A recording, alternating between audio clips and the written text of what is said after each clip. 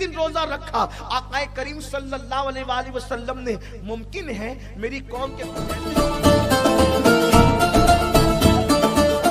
معلومات نہیں ہے, وہ مجھ سے پھر سوال کر سکتے ہیں کہ حضور نے روزہ رکھ کر کے منایا تو ٹھیک ہے نا, پھر ہم بھی روزہ رکھ کر کے منائیں. قمقموں کی ضرورت کیا ہے, جلوس کی ضرورت کیا ہے, جھنڈوں کی ضرورت کیا ہے, اہتمام کی ضرورت کیا ہے؟ میں کہتا ہوں میرے عزیز, دراصل جس کا جتنا فہم ہوتا ہے وہ اتنی بات کرتا ہے. دیکھیے میں آپ کو ایک بات آپ سے بتاتا ہوں.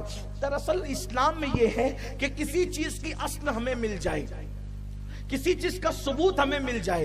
جیسے مثال کے طور پر نکاح کرنا سنت ہے, ٹھیک ہے, نکاح کرنا سنت ہے, لیکن آج جس طریقے کا نکاح ہوتا ہے اس طریقے کا نکاح اللہ کے رسول علیہ السلام کے زمانے میں کبھی نہیں ہوا.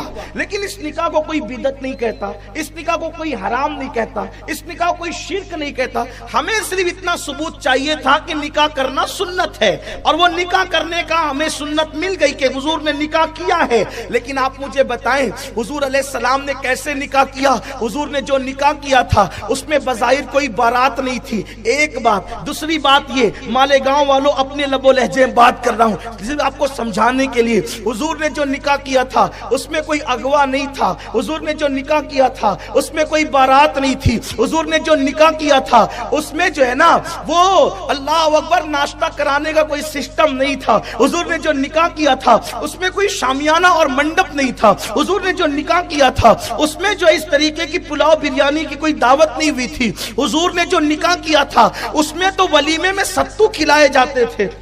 ستو اللہ کے رسول نے کھلایا, کھجور کھلائی. دل پر ہاتھ رکھ کر ایمان لگتی کہنا. آپ مجھے بتائیں کہ اگر بچے کے ولیمہ میں یا خود کے ولیمہ میں آپ ستو کھلائیں تو آپ مجھے بتائیں کہ 4 گالیاں دے کر کے لوگ جائیں گے اور عوام نہیں دے گی. پہلے وہی کبھی اوقات نہیں رہی تو کہیں بلائی اسلاموں کے, یہ بات ہو سکتی ہے نا, نہیں ہنسنے کی بات نہیں ہے. میں تو مرغا کھانے والا روز کا آدمی اور یہ دال اور چنا پیسا ہوا مجھے ستو کھلا رہا ہے. آپ سے پوچھتا ہوں کہ حضور کے ولیمہ میں تو ستو کھلایا گیا تھا.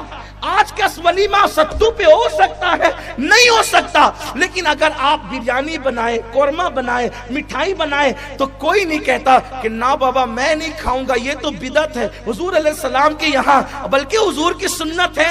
کوئی ثابت نہیں کر سکتا. میں چیلنج کرتا ہوں اہل علم کو کہ اللہ کے رسول کی پوری زندگی میں حضور کے دسترخوان پر کبھی 2 قسم کی ڈش جمع نہیں ہوئی.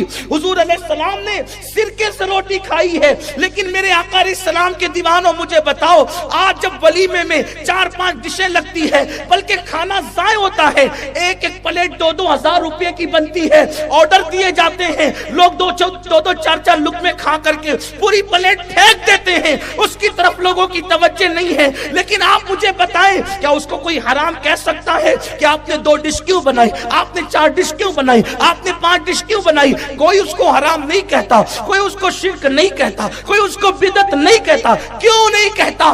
اس لیے کہ بس اتنا معلوم کرنا تھا کہ حضور کا ولیمہ ہوا ہے, حضور نے جس شان سے کیا وہ حضور کا اپنا, ان کی حضور کی شان کریمانہ تھی. لیکن آج دور بدل گیا, تقاضے بدل گئے, انداز بدل گئے, لوگوں کی سوچ بدل گئی, لوگوں کی فکر بدل گئی. ہمیں تو بس اتنا چاہیے تھا کہ نکاح ہوا اور نکاح کے بعد حضور نے ولیمہ کیا. اب حضور نے ستو پر کیا, لیکن ہم بریانی پر کریں تو کوئی فتویٰ نہیں ہے.